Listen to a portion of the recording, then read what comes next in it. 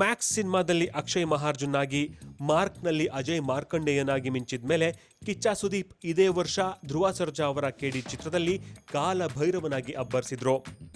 ಆದರೆ ಅವರು ಹೀರೋ ಆಗಿ ಯಾವ ಸಿನಿಮಾ ಮಾಡ್ತಿದ್ದಾರೆ ಅನ್ನೋ ಪ್ರಶ್ನೆ ಅವರ ಅಭಿಮಾನಿಗಳನ್ನ ಕಾಡ್ತಿತ್ತು. ಅವರು 3 ಸಿನಿಮಾ ಮಾಡ್ತಿದ್ದಾರಂತೆ, ಡೈರೆಕ್ಷನ್ಗೆ ಸಿದ್ಧತೆ ಮಾಡ್ತಿದ್ದಾರಂತೆ, 5 ಸಿನಿಮಾ ಒಪ್ಕೊಂಡಿದ್ದಾರಂತೆ ಅಂತ ಅಂತೆ ಕಂತೆಗಳು ಕೇಳಿಬರ್ತಿದ್ರು. ಯಾವುದಕ್ಕೂ ಒಂದು ಸ್ಪಷ್ಟನೆ ಇರಲಿಲ್ಲ. ಆದರೆ ಆ ಎಲ್ಲ ಪ್ರಶ್ನೆಗಳಿಗೆ ಆಧಾರ ಸಮೇತ ನಿಮಗೆ ಮಾಹಿತಿಯನ್ನು ಕೊಡುವಂಥ ಪ್ರಯತ್ನನ ನಾನು ಮಾಡ್ತಾ ಇದ್ದೀನಿ. ಮಾರ್ಕ್ ಸಿನಿಮಾ ರಿಲೀಸ್ಗಿಂತ ಮುಂಚೆನೇ ಅನೂಪ್ ಭಂಡಾರಿ ನಿರ್ದೇಶಿಸುತ್ತಿರುವಂಥ ಬಿಲ್ಲಾರಂಗ ಭಾಷಾದ ಒಂದು ಶೆಡ್ಯೂಲ್ ಶೂಟಿಂಗ್ ಕಂಪ್ಲೀಟ್ ಆಗಿದೆ. ಇದೀಗ 6 ತಿಂಗಳ ಬ್ರೇಕ್ನ ನಂತರ ಇದೇ ತಿಂಗಳಿಂದ ಬಿಲ್ಲಾರಂಗ ಭಾಷಾದ 2ನೇ ಹಂತದ ಶೂಟಿಂಗ್ ಪ್ರಾರಂಭ ಆಗುತ್ತೆ. ವಿಕ್ರಾಂತ್ ರೋಣ ಸಕ್ಸಸ್ ಬಳಿಕ ಅನೂಪ್ ಭಂಡಾರಿ ಮತ್ತು ಕಿಚ್ಚ ಸುದೀಪ್ ಮತ್ತೆ ಒಂದಾಗಿರೋ ಕಾರಣ ಬಿಲ್ಲಾರಂಗ ಭಾಷಾ ಮೊದಲಿಂದಾನೂ ಕುತೂಹಲ ಮೂಡಿಸಿತ್ತು. ಹಾಗೆ 2209ನೇ ಇಸ್ವಿನಲ್ಲಿ ನಡೆಯುವಂತಹ ಕಥೆಯಾದ ಕಾರಣ ಅದರ ಪ್ರೀ ಪ್ರೊಡಕ್ಷನ್ ಆಗಿರ್ಬೋದು, making, post production, shooting, set, VFX ಹೀಗೆ ಎಲ್ಲದಕ್ಕೂ ಹೆಚ್ಚಿನ ಸಮಯ ಬೇಕಾಗಿದೆ. ಚಿತ್ರತಂಡದ ಮೂಲಗಳ ಪ್ರಕಾರ ಸಿನಿಮಾಕ್ಕೆ 1.5 ವರ್ಷದಿಂದ 2 ವರ್ಷ ಟೈಮ್ ಬೇಕಾಗುತ್ತೆ ಅಂತ ಹೇಳಲಾಗ್ತಾ ಇದೆ. ಹೀಗಾಗಿ ಮುಂದಿನ ವರ್ಷ ಬಿಲ್ಲಾರಂಗ ಭಾಷಾನ ನಿರೀಕ್ಷೆ ಮಾಡಬಹುದು.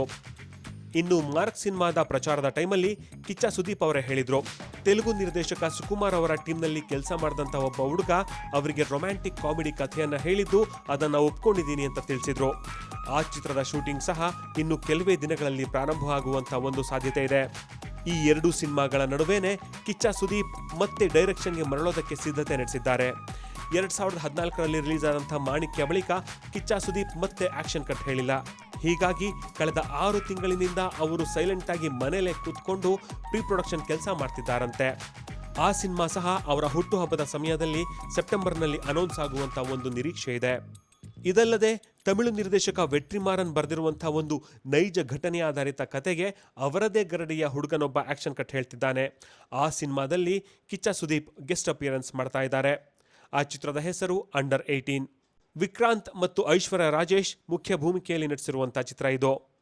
ಇದೊಂದು ರಿಯಲ್ ಇನ್ಸಿಡೆಂಟ್ ಬೇಸ್ಡ್ ಕಥೆಯಾಗಿದ್ದು ಕಿಚ್ಚ ಸುದೀಪ್ ಒಂದು ಇಂಪಾರ್ಟೆಂಟ್ ಪಾತ್ರದಲ್ಲಿ ಕಾಣಿಸ್ಕೊಳ್ತಾ ಇದ್ದಾರೆ.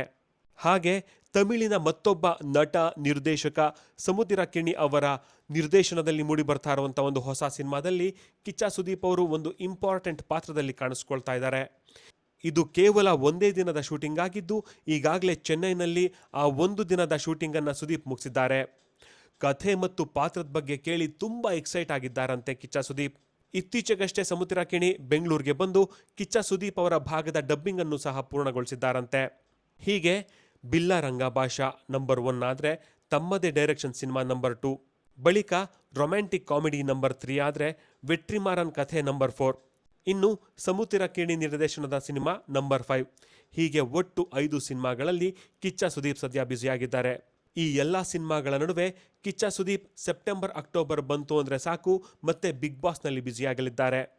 ಕಳೆದ ಸೀಸನ್ನಲ್ಲಿ ಸ್ವಲ್ಪ ಗೊಂದಲ ಉಂಟಾಗಿ ಅವರು ಬಿಗ್ ಬಾಸ್ ನಿರೂಪಣೆ ಮಾಡಲ್ಲ ಅಂತ ಹೇಳಲಾಗಿತ್ತಾದರೂ ಮತ್ತೆ ಅವರು ತಂಡವನ್ನು ಸೇರಿಕೊಂಡ್ರು. ಈ ಬಾರಿ ಬಿಗ್ ಬಾಸ್ ಕನ್ನಡ ಸೀಸನ್ 13 ಕೂಡ ಅವರೇ ನಡೆಸ್ಕೊಡ್ತಾ ಇದ್ದಾರೆ. ಹೀಗೆ ಅಕ್ಟೋಬರ್ನಿಂದ ಮುಂದಿನ ವರ್ಷದ ಜನವರಿವರೆಗೂ ಬಿಗ್ ಬಾಸ್ ಸೀಸನ್ ನಡೆಸ್ಕೊಡ್ತಾರೆ. ಹಾಗೂ ಆ ನಂತರ CCLನಲ್ಲಿ ಬ್ಯುಸಿಯಾಗಲಿದ್ದಾರೆ. ಹೀಗೆ ಬಿಗ್ ಬಾಸ್, CCL ನಡುವೆ 5 ಸಿನಿಮಾಗಳಲ್ಲಿ ಕಿಚ್ಚ ಸುದೀಪ್ ಸದ್ಯ ಬ್ಯುಸಿಯಾಗಿದ್ದಾರೆ.